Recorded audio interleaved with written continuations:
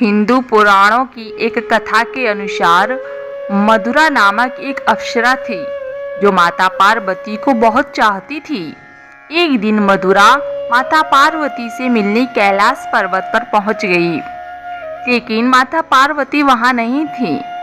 मधुरा ने भगवान शिव को देखा तो वो उनको आकर्षित करने में लग गई और उसने पूजा शुरू कर दी।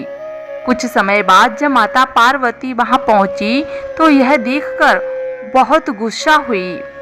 गुस्से में आकर माता पार्वती ने मधुरा को मेढक बनने का श्राप दे दिया और कुएं में 12 साल तक रहने को कहा। भगवान शिव ने पार्वती से प्रार्थना की। काफी प्रार्थना करने के बाद माता पार्वती मान गईं और 1 साल तक कुएं में रहने को कहा। मंदोदरी 1 साल तक कुएं में पूजा करती रही।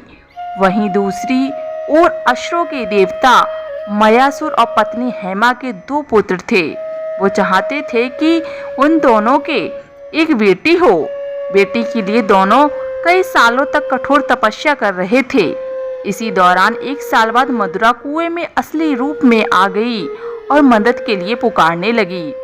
मधुरा की आवाज सुनकर मयासुर ने पूजा समाप्त की और मधुरा को गोद में उठाया।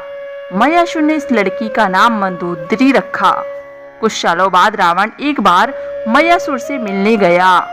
रावण ने मयासुर की बेटी मंदोदरी को देखा तो वह मंत्रमुग्ध हो गया।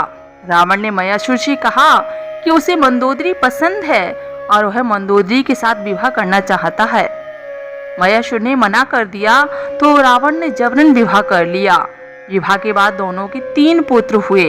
मंदोदरी को पता था कि रावण बहुत अहंकारी है और वो जिस मार्ग पर चल रहा है उसका विनाश निश्चित है।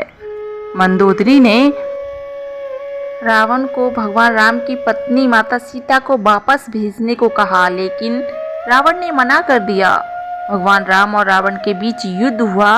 रावण के मरने के बाद मंदोदरी युद्ध भूमि पर गई और विनाश देखकर अत्यंत दुखी हुई। भगवान राम ने लंका का राजपाट विभीषण को सौंप दिया। रामायण के अनुसार भगवान राम ने मंदोदरी को सुझाव दिया कि वह विभीषण से विवाह कर ले। भगवान राम ने कहा कि वो अब भी लंका की महारानी हैं। यह कहकर भगवान राम वापस अयोध्या लौट गए। कहा जाता है कि उसके बाद मंदोदरी ने खुद को महल में कैद कर लिया।